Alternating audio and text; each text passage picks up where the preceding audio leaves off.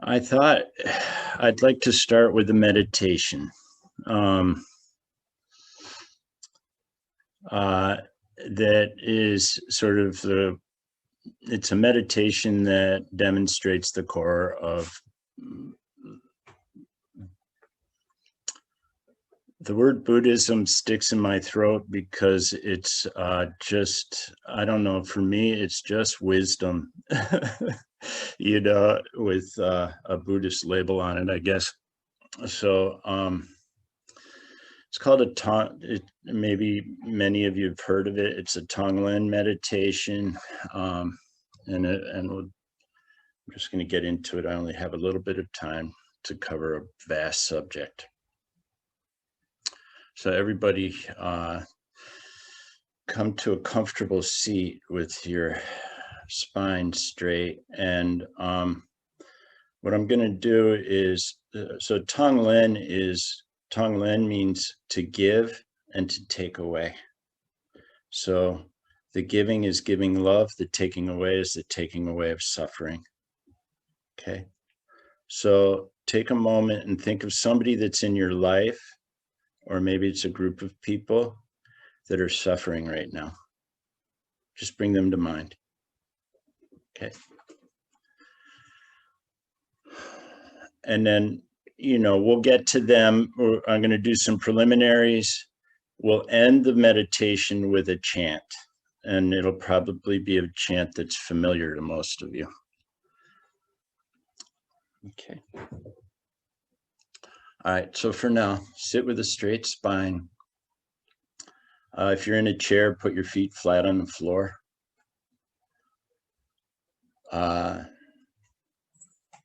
But bring your spine to a straight position.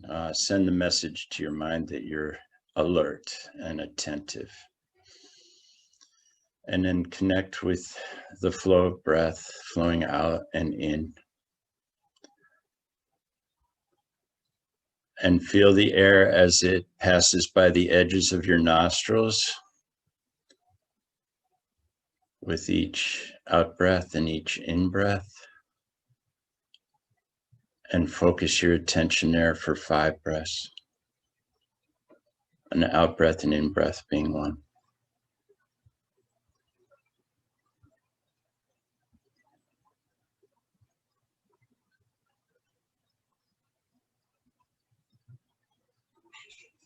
If your mind wanders, simply bring it back to those sensations at the edges of your nostrils.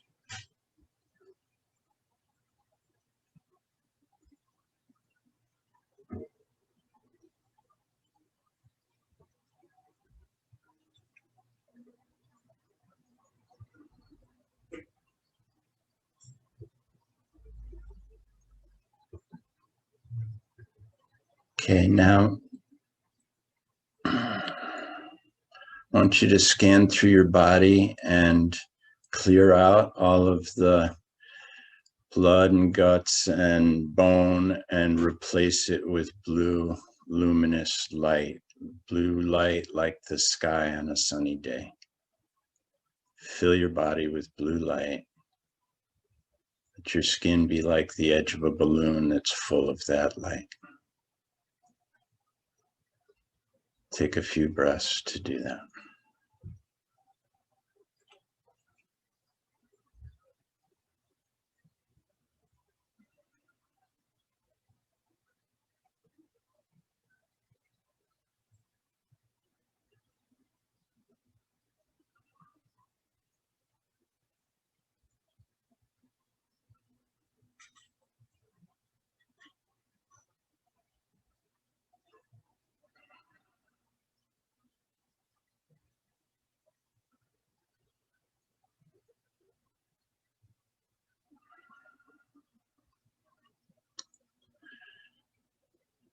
Now at the place where your heart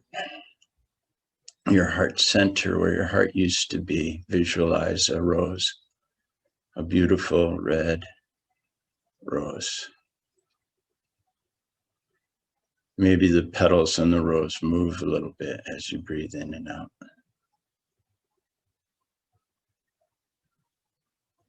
See the rose suspended there.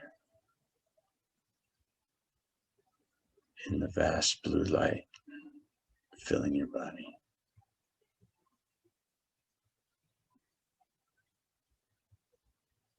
And then at the center of the rose, visualize a diamond, beautiful crystal diamond, bright, white light diamond, like a star, nestled in the center of the rose. The rose represents compassion. The diamond represents wisdom. Wisdom being the knowledge of knowing where things come from.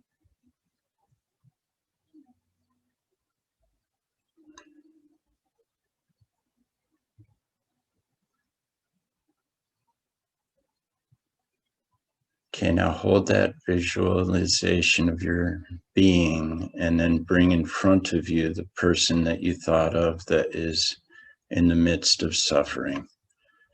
Yes, they're experiencing maybe some loss, some sickness, some maybe anger, fear. So bring them right in front of you. Maybe you're touching knee to knee. You can hold hands if you like. And with your mind's eye, look into their eyes.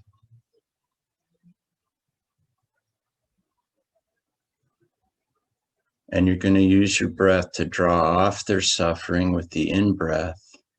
You're going to bring that into the diamond at the center of the rose in your heart. And exhale out love from the rose to them. So maybe the suffering takes the form of smoke as it peels off of them, comes in through your nose and goes down and is destroyed at the diamond. The diamond will glow as it does that. And then the rose, from there you send love back with the out breath. So take a few breaths, draw off their suffering, replace that with love, kindness, generosity, joy.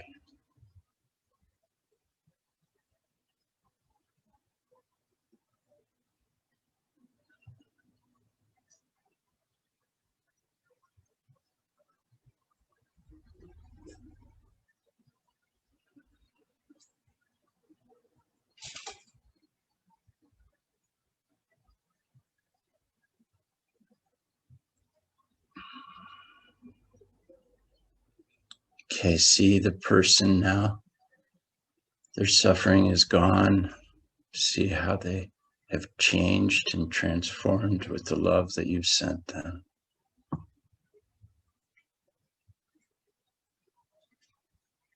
And then we can do a chant. I'll start it. You can join in. I think you keep your mics muted for this, and you can chant in the comfort of your own home.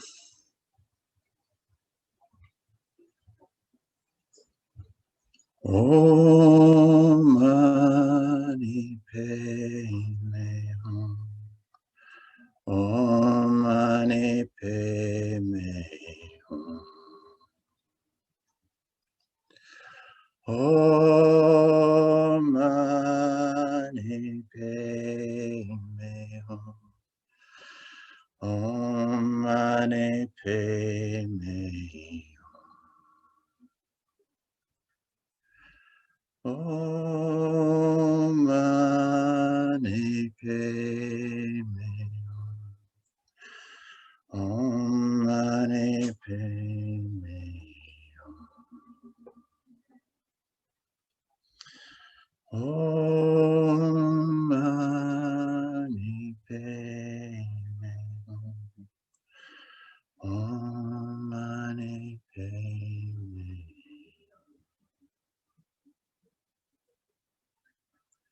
Hum. Om Mani Padme Hum. Om Mani Padme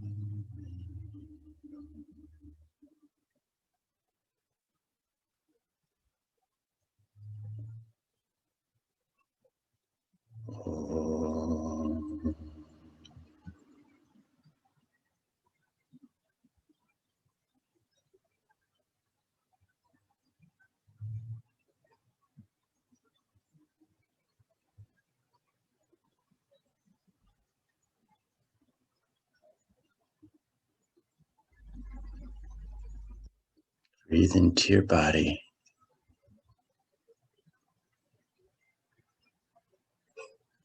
Breathe into your whole body.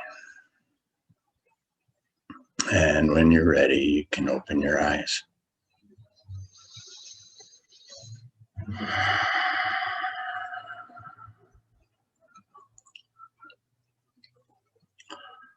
Okay.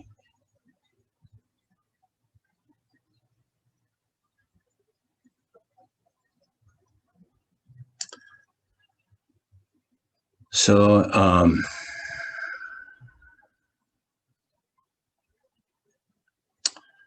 I'd like to start by thanking Cynthia. We are old friends. We've known each other, I think, 35 years or so. We got to know each other as board members of a grassroots organization that was dedicated to fighting nuclear disarmament.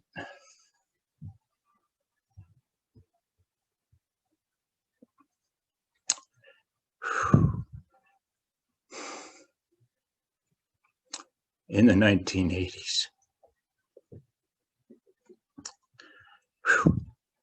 Okay. And it's cool because that was for me, I think for you, Cynthia, too, maybe. What led us to where we are today, you know, we have in our beings this impulse for social justice. And I think probably all of us do, and we have different ways of expressing it. And some of it may look very contrary to our own point of view in this world, right? So how do we come to terms with all those different points of view?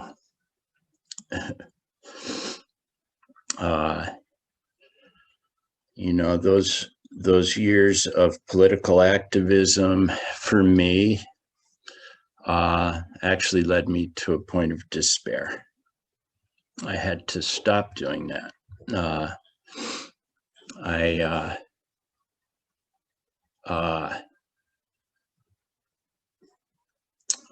became paralyzed by it because I was viewing the evil in the world every day and banging my head against the walls of injustice. And it was in a way like drinking poison. I was angry and needed to find a different way to find what it was I was looking for, you know, which was sustained joy. Like, how in this world do we find that, you know? So that led me to, you know, first I was just read biographies of cool people, stopped listening to the news, and then I went to some yoga classes, and that was the most curious thing. I you know, go to yoga and, you know, you move your body this way and that and come out feeling good, happy. It was the strangest thing. So dove into yoga. You know, I think, Cynthia, you went to the Naropa Institute. And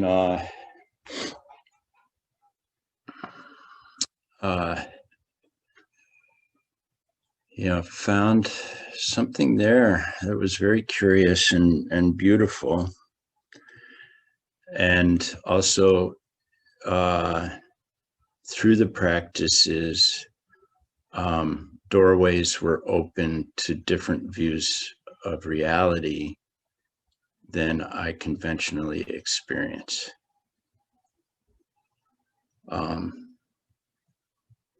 Like direct experience of something much more vast than my day-to-day life was showing me. And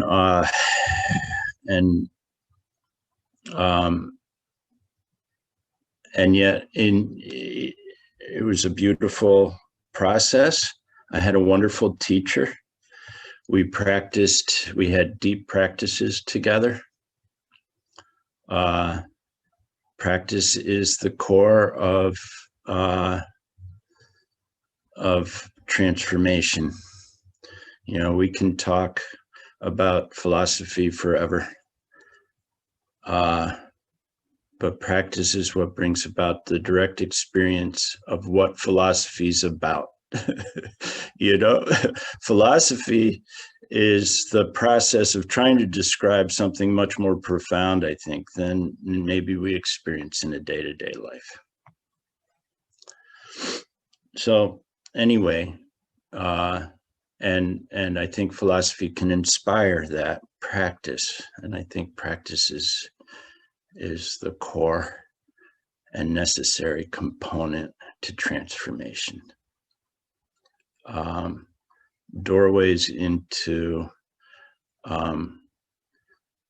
that expose for us the lens that we see the world through for what it is, and that is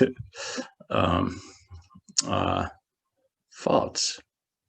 It's our own constructs, our own mental constructs placed on the world based on our experience, how we've treated others. And so that led me to Buddhism.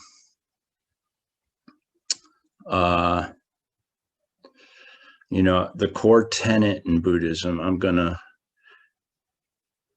just like give an example of, okay? So I'm holding up an object here. What am I holding? This isn't a trick question. Okay, what am I holding in my hand? Right? A pen, right? For me, it's a pen. I have my dog here. If I hold this object up for my dog, what does my dog see it as? It's not a pen for my dog. It's a chew toy. Okay? So my dog would chew on this. This exposes a core tenet of reality. Every object holds that kind of, so the penness of the pen comes from me, right? It's forced, I'm forced to see it as a pen. It's not $100 bill, it's a pen, right? I'm forced to see it that way. What brings that about? Why is my dog forced to see it as a chew toy? If this were a pen from its own side, my dog would also want to write with it.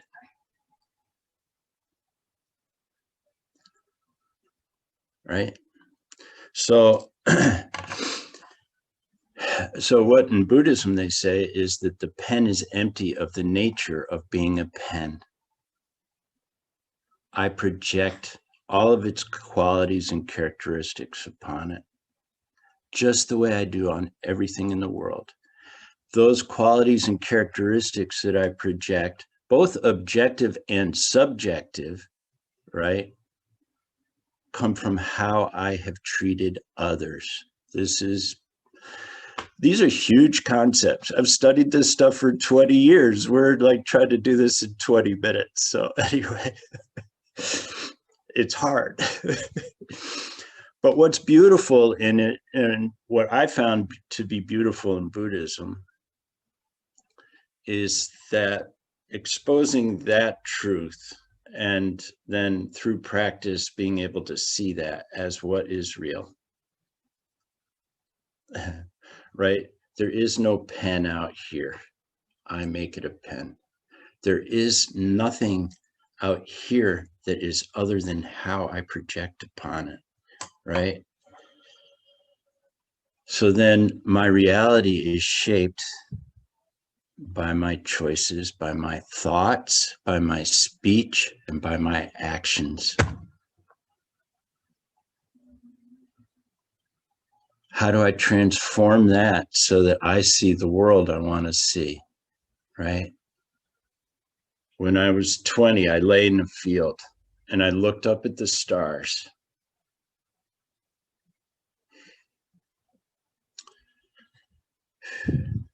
And I realized I was on this tiny speck floating through space. A tiny speck on a tiny speck, right? What's going to be meaningful in this life? How am I going to do something that's actually meaningful in this life? You know, being the tiniest little speck, like all these concerns I had in my head just seemed so like silly, you know? And you know, I realized, well, I could go two ways with that. I could say, oh, well, I'm just a tiny speck on a tiny speck. It's meaningless. Anything I do is meaningless. And then that would be a waste. I decided that maybe there's something that's meaningful. So I want, you know, at that point in my life, I decided the only thing that could be meaningful in that way was to be as helpful and loving and kind and to try and generate that reality for everybody on the spec that I could, you know, including myself. And so that was that, you know, I think the impulse for where I am today actually came from that. So if this is the way I described it, as being empty of nature of its own, if, you know, each of you are different, and I place my projections on you, right? How do I come to place loving projections? That's what I, you know. So in Buddhism, there's metrics for that. We have, you know, the core of Buddhism is ethics. How do you treat others in thought, in speech, and in action, right? And they're very clear. The guidelines are very clear. And so that's our outward expression, method. And then wisdom supports the method, right? Wisdom is that things are created, karma, right? What goes around comes around. How we treat others then generates how we see the world. So, you know, so it's awesome. Like Cindy asked me to talk after I described to her how I deal with my ex-wife, you know, who I have a difficult relationship with. Right? Let's make this practical. Right? And so how do I use my practice to help me through that, navigate the difficulties in life? And really what I've been taught and what I hold to be true is that those are the blessings in my life. She challenges me to change, you know, from the angry young man that I was to still struggling to love this situation, love her in the face of treating me in a way that I feel is unjust, right? That doesn't mean I'm a rug for her to walk on, but it also means I'm not angry. And I'm happy in my life, and I'm not controlled by those difficulties in my life, right? So I don't have much more time, I don't think. Maybe a minute or two. So oh no, Will, you can you've got another at least 5 more minutes. Okay. Lots of time.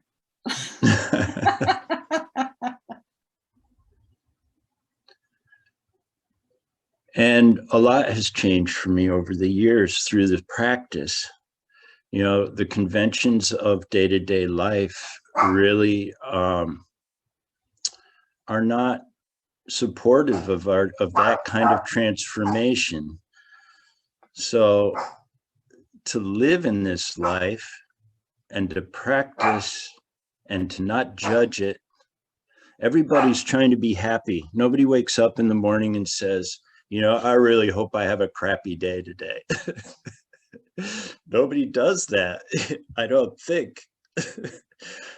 And how we go about it could be quite clumsy, especially if we buy into the conventions of society and whatnot.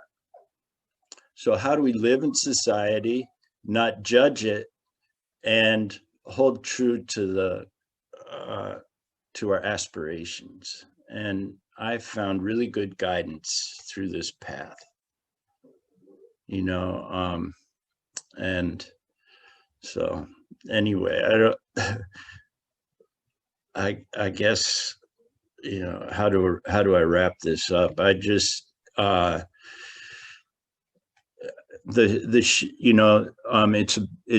to me, the metrics are very important, and they've really helped me in a practical way. Like,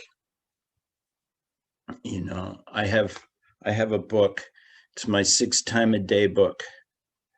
I have over 265 vows. I have 265 vows, not over that, that I've taken over the years. There's, 3 different sets of vows that I've taken over the years. And they guide me, like, how do I stop harming others?